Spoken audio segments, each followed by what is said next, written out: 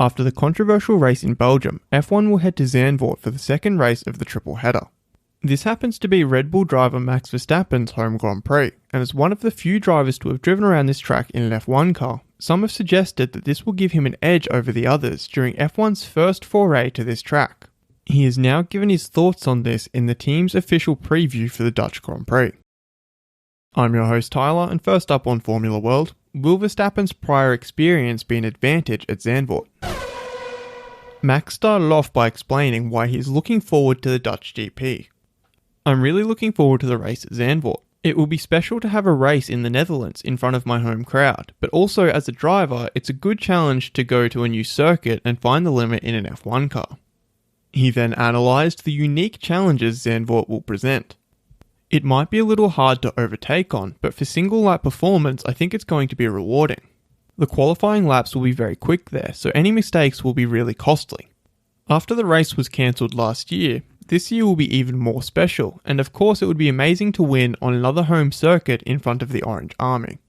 He then looked back to the time he raced here in Formula 3. I've only done one race at Zandvoort and it was in a Formula 3 car. At that time, I was known as the son of, but it's going to be the other way around now. The track has of course changed since then, with a few corners adjusted. He signed off by speaking about having some experience of this track in an F1 car.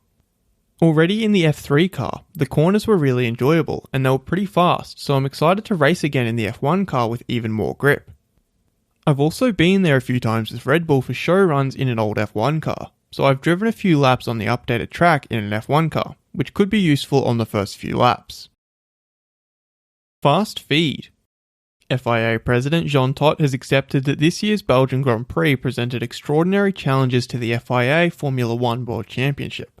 The FIA, together with Formula 1 and the teams, will carefully review the regulations to see what can be learned and improved for the future. The findings, including the topic of points allocation, will be added to the agenda of the next F1 Commission meeting on October 5. McLaren's Daniel Ricciardo has pointed out that Eau Rouge is still the same cool corner as before, with the same lines, depression and crest. It would be a real shame if we lost this corner, but with the amount of accidents we've had there lately, we have to do something. McLaren's Lando Norris feels bad for the team and disappointed in himself when looking back at his crash from Q3 in Belgium. It was my mistake, I was the one who drove off, and others didn't spin off, Norris accepted. He, however, pointed out that he said there should be a red flag. Seb Vettel said the same thing. Since the conditions were even worse than on Sunday, it was the wrong decision to continue. FIA race director Michael Massey has revealed that he spoke to a number of drivers on Saturday night to get their feedback, and they gave him some very constructive feedback. So yes, hindsight's an amazing thing, and based on what they told me, having experienced the conditions at this circuit and all the rest of it, we probably wouldn't have started Q3. But that's also a benefit of hindsight with them having driven on this circuit in those conditions, because each circuit is a bit different to the way the water comes off with the way the tyres react. AlphaTauri's Pierre Gasly has stated that he didn't feel like he deserved any points for what he's done, he just followed the safety car.